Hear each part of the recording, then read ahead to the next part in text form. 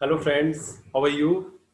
सो आज मैं आपके सामने फिर से आ गया एक नई जॉब वैकेंसी के साथ। और एक नहीं, दो दो स्कूल की जॉब वैकेंसीज हैं मेरे पास। लेकिन उससे पहले मैं आप लोगों के साथ एक बात करना चाहता हूँ कि वीडियो को आप शुरू से लेकर के एंड तक अच्छी तरह से देखा करिए। नंबर एक बात। नंबर दो बात, मैं आपको हर बार कहता हूँ कि मैं आपको एक कई बार आपकी वैकेंसी निकलती है, आप अप्लाई करते हो, आपको कॉल नहीं आती। उसका रीज़न क्या होता है? उसका रीज़न यही होता है कि आप कई बार कोई बड़े स्कूल होते हैं, वहाँ पे डायरेक्ट आप मेल कर देते हो। जल्दबाजी ना करें, एकदम से भी जॉब करनी है, आप मेहनत करनी है आप लोगों ने, तो कम से कम आप तरीके के साथ वहाँ पे अप्लाई करो। तो वो तरीका ये है कि जब भी मैं किसी बड़े स्कूल की कोई वैकेंसी के बारे में आपसे इस तरह से वीडियो में बात करता हूँ, तो समझ लो कुछ ना कुछ स्पेशल बात करने वाला हूँ। तो इसलिए थोड़ा सा समझें, आप ही का फ़ायदा होगा। मेरा तो बस ये काम है कि मैं आप लोगों को कोई ना कोई सजेशन देता रहूँ, हो सकता है आपके किसी ना किसी के काम आ जाए। बाकी सारे आप समझदार हैं मेरे से ज़्यादा ही। अच्छा, उसके बाद अब बात करते हैं कि जब किसी बड़े स्कूल के बारे में मैं फॉर्म की बात करता हूँ, समझ लो कि फॉर्म भरना बहुत ज़रूरी है। वो स्कूल एक्सेप्ट ही फॉर्म को करते हैं, लेकिन समटाइम्स जब उनकी वैकेंसी पूरी नहीं हो पाती है तो ईमेल चेक करते हैं, ईमेल में और कितने लोगों ने सब अप्लाई किया हुआ है। तो ईमेल में हज़ारों लोगों ने या सैकड़ों लोगों ने अप्लाई किया होता तो पता नहीं किसकी लॉटरी निकल जाए। ऐसा भी होता है, या शॉर्टलिस्ट करते हैं उसके बाद। लेकिन अगर फॉर्म आप प्रॉपरली करते हैं तो फॉर्म का बारे में लोगों को ज़्यादा जानकारी कई बार नहीं होती है, या नहीं भी हम कर पाते हैं कि चलो यार मेल कर देता हूँ। तो क्या है कि आप फॉर्म जरूर फिल किया करो।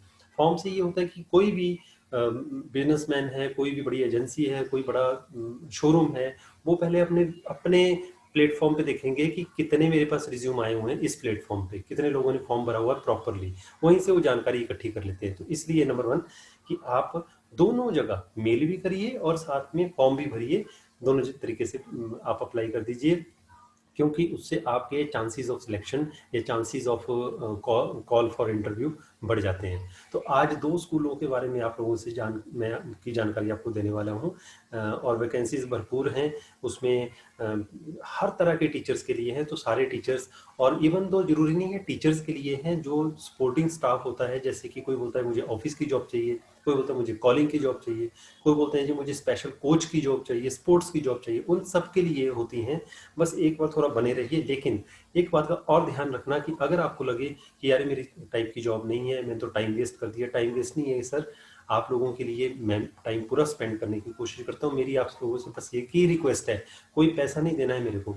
लेकिन अगर आपको लगता है कि यार ये जॉब तो मेरे टाइप की नहीं, उसकी जॉब की, उसके टाइप की जॉब है, मेरे फ्रेंड को चाहिए थी, उसको बता दीजिए, बस उसकी हेल्प कर दीजिए। आपकी हेल्प करने की कोशिश मैं कर रहा हूँ, आप दूसरों की कीजिए। तो शुरुआत करते हैं आज की नई वैकेंसीज की।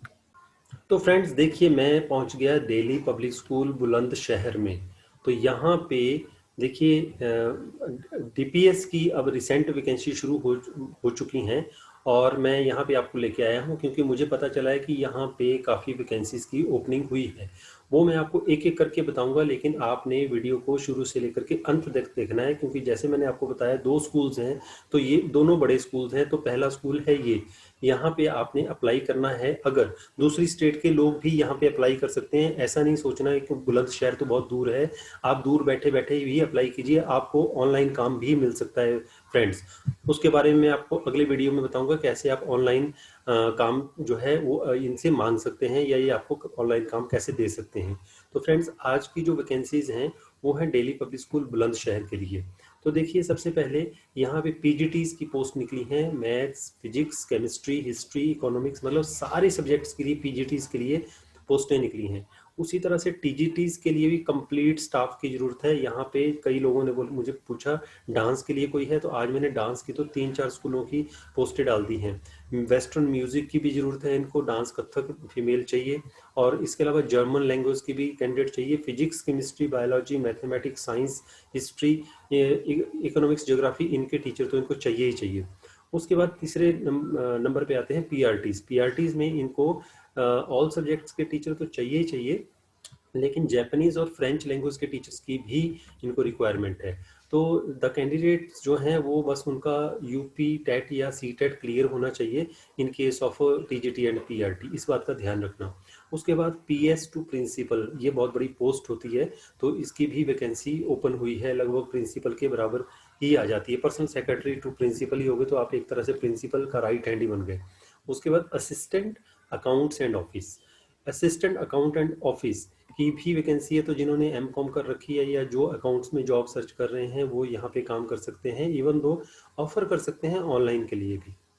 इनके जो पे स्केल की अगर मैं बात करूँ, पे स्केल तो इनका 50,000 प्लस ही होता है मोस्टली। तो बाकी एज पर सेवन्थ पे कमीशन आप कैलकुलेट कर लेना, सेवन्थ पे कमीशन कितना होगा, तो 50,000 से ऊपर ही जाएगा। अब आपने यहाँ अप्लाई कैसे करना है, इन्होंने लिखा है कि इंटरेस्टेड कैंडिडेट्स में apply with detailed biodata at DPSBSRVACANCY@gmail.com।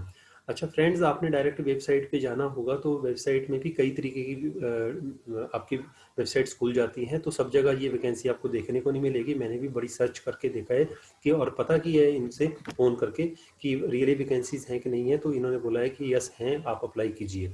तो आपने 17 दिसंबर तक, 17 दिसंबर लास्ट डेट अप्लाई करने की, तो यहाँ पे इस मेल एड्रेस पे अपना रिज्यूम भेजिए और शॉर्ट लिस्टेड कैंडिडेट को ही इन्होंने बुलाना है, तो इस बात का आपने ध्यान रखना है। तो ये इनका जो एड्रेस है, ये है इनका एड्रेस बुलंदशहर का, दिल्ली पब्लिक स्कूल एमनपुरम। तो अगली वैकेंसी अब मैं आप लोगों के साथ शेयर करने वाला हूँ friends. Delhi public school R K Puram new Delhi. तो न्यू दिल्ली के लिए काफ़ी लोग मुझे बोल रहे थे कि यहाँ पे कोई वैकेंसीज हैं तो बताइए। तो फ्रेंड्स देखिए, यहाँ पे इन्होंने लिखा हुआ है सिचुएशन वैकेंट।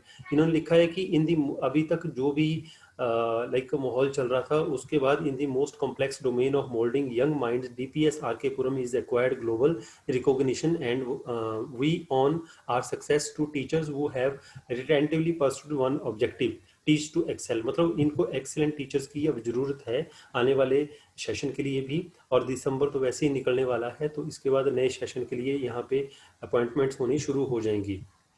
तो फ्रेंड्स, यहाँ पे जो वैकेंसीज हैं इन्होंने नए सेशन के लिए रखनी है, और इसलिए इन्होंने ऑलरेडी यहाँ पे लिखा हुआ है अपनी वेबसाइट पे सिचुएशन वैकेंट। मतलब आपको यहाँ पे बताया गया है कि आप अप्लाई कीजिए, करना शुरू कर दीजिए। तो click here for online registration only for teaching faculty, तो मैं यहाँ क्लिक कर रहा हूँ। तो यहाँ मैंने क्लिक किया और इससे क्या हो जाएगा, एक फॉर्म ओपन हो जाएगा। अब जैसे मैं आपसे बात कर रहा था कि इन्होंने कोई ईमेल एड्रेस नहीं बोला है, इन्होंने बोला है क्लिक करो और फॉर्म भरो। तो अब आपने यहाँ पे इस केस में अपना फॉर्म फिल करना है, जैसे कि क्या टाइप है, मतलब सारा ये फॉर्म कंप्लीट करना है आपने। जैसे कि आप अपना रिज्यूम फिल करते हो, तो एक तरह की पूरी डिटेल आपने यहाँ पे भरनी है। एकेडमिक क्वालिफिकेशन हो गई, क्या आपके एक्सपीरियंसेस है वो फिल कर देने हैं आपने। उसके बाद आपकी पर्सनल इंफॉर्मेशन क्या है, वो सारे के सारे बॉक्सेस यहाँ फिल करने हैं।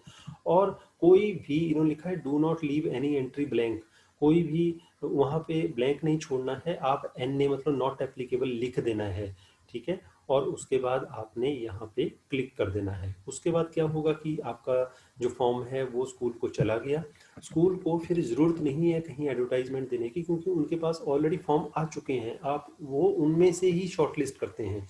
किसी स्कूल को या ऑर्गेनाइजेशन को ज़रूरत थोड़ी है कि बिना वजह वो अपने एडवर्टाइजमेंट पर पैसे खर्च करें। वो उन्हीं वहीं से ही देखेंगे सारे के सारे और उसमें से शॉर्टलिस्ट करते हैं। तो फ्रेंड्स, ये थी दो वैकेंसीज। अब मेरी लास्ट में एक बात जरूर सुनना आपने अच्छी तरह से। जैसे मैंने आपको बताया, किसी भी ऑर्गेनाइजेशन को ये जरूरत नहीं होती है एक छोटी सी ऐड देने के ही 3-4 हज़ार रुपये लग जाता है। एक बड़ी ऐड जैसे आपने देखी, इसका कम से कम 10,000 रुपये खर्चा आ जाता है। कौन सा, किसको बिना वजह अपने पैसे वेस्ट करने की ज़रूरत है। इसलिए जो मैंने आपको फॉर्म बताया, उस फॉर्म को अच्छी तरह से फिल करके जरूर भेजें, क्योंकि कोई भी ऑर्गेनाइजेशन पहले अपना वेबसाइट चेक करता है कि कितने लोगों के फॉर्म हमें आए हैं, क्या हमें ये सूट करते हैं। अगर सूट कर गए तो एडवर्टाइजमेंट नहीं देंगे। Why should they give the advertisement, तो मतलब आपका काम बनने के चांसेस ज़्यादा हो जाएंगे। तो कैसा लगा वीडियो, जरूर कमेंट कीजिएगा और लाइक जरूर कीजिएगा, और अगले वीडियो के लिए इंतजार कीजिएगा। और ज़्यादा वैकेंसीज आपके लिए लेके आने वाला हूँ मैं। तब तक के लिए थैंक यू, धन्यवाद, सत श्री अकाल, जय हिंद।